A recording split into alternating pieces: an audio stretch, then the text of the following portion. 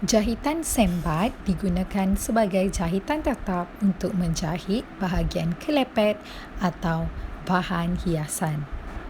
Jahitan sembat kita perlu lipat macam ni, pastikan belakang tu ada lebih.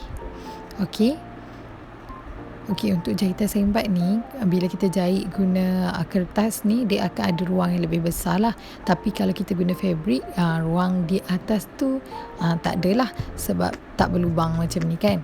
Okey, ini hanyalah contoh untuk kita belajar lah, latihan. Okey, pertama sekali kita tebuk dulu lubang supaya senang sikit, memudahkan kerja kita selepas ni.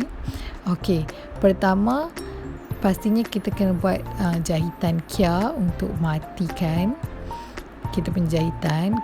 Mula pada A dan keluar pada B dan ulang semula.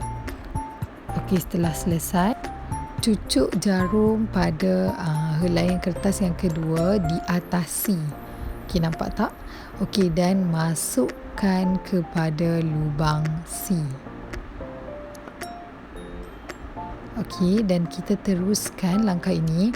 Okey, cucuk pada atas lubang D di helaian kertas kedua atau kertas yang belakang dan cucuk semula pada lubang D.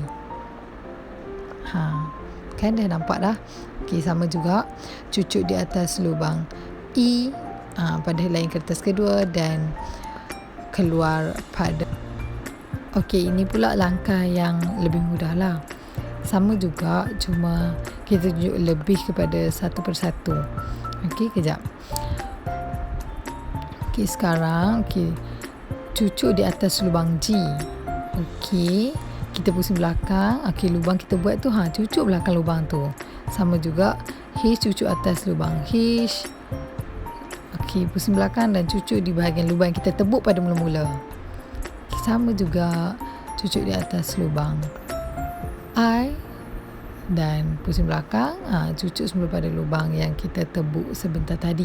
Ulang sahaja pergerakan ini sehingga lubang tamat ataupun sehingga benang kita dah hampir habis. Okey, bila nak habis tu, bila dah habis benang kita, okey, kita boleh teruskan dengan jahitan kia untuk matikan jahitan.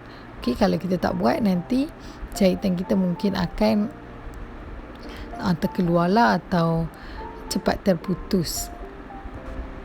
Awak boleh ulang video ni untuk menambahkan lagi kefahaman awak. Okey, dah habis daripada M tu kita masukkan kepada N. Dan kita ulang lagi M. Okey, masukkan semula kepada N. Okey, ni dah jahitan kia lah.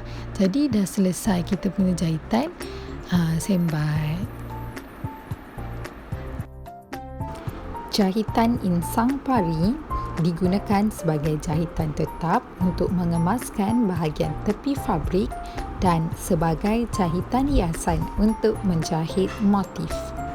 Okey, seterusnya jahitan insang pari, kita akan buat jahitan kia tapi secara menegak. Okey, dari lubang A kita cucuk sikit lubang di atas A tu. Okey, masuk balik ke lubang A dan keluar pada lubang yang kita cucuk tu. Sama konsep dia macam jahitan kia, cuma dia dilakukan secara menegak. Okey, seterusnya masuk ke lubang B secara menegak dan benang di belakang jarum. Okey, tarik je. Okey, kita teruskan C.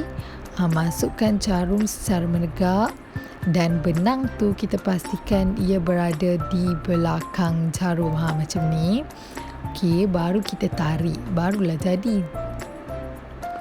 Okey, seterusnya sama juga D. Masukkan secara menegak dan benang di belakang jarum. Okey, seterusnya E. Masukkan jarum ke lubang E secara menegak dan benang di belakang jarum.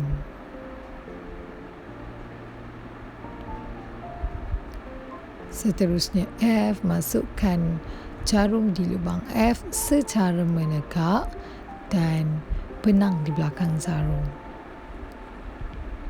Okay, aktiviti akan diulang sehingga sama ada benang kita habis ataupun kita dah sampai habis lubang lah. Okey, nampaknya benang cikgu hampir habis, jadi cikgu akan berhenti di sinilah, tak sambung sampai habis lubang. Okey, ini yang lubang terakhir. Okey, seterusnya setelah tamat, sama juga kita akan buat jahitan kia sebagai penamat atau sebagai mematikan kita punya benang. Okey, tapi kita lakukan secara menegak. Kita tebuk lubang di atas I. Okey, masukkan benang dan keluar semula pada lubang I. Lepas tu kita masukkan kembali pada lubang di atas I tu. Ulanglah sebagai jahitan kia untuk kukuhkan lagi kita punya jahitan. Okey, dah selesai. Jadi inilah kita punya jahitan sampari. Jahitan silang pangkar digunakan sebagai jahitan tetap untuk mengemaskan bahagian kelepet, lipatan atau tepi kain serta sebagai jahitan hiasan. Okey, jahitan silang pangkar lubangnya macam ini. Okey, pertama sekali sama juga kita akan buat jahitan kia. Untuk kita mulakan jahitan silang pangkar kita, buat jahitan kia. Okey, masuk pada lubang A dan keluar pada lubang B dan ulang semula. Masuk lubang A dan keluar pada lubang B. Jadi permulaan kita dah kukuh, baru kita boleh teruskan. Okey, masuk pada lubang D, masuk pada secara di hadapan ya. Okey, dan keluar pada lubang C, nampak tak? Okey, masuk pada lubang F di hadapan dan keluar pada lubang E dari belakang. Masuk pada lubang H dan keluar pada lubang G. Okey, tengok ya. J tu di hadapan, I kita masukkan di belakang. Okey, barulah akan jadi silang pangkar dan matikan jahitan secara kia. Nampak tak? Okey, dah lengkap silang pangkar kita.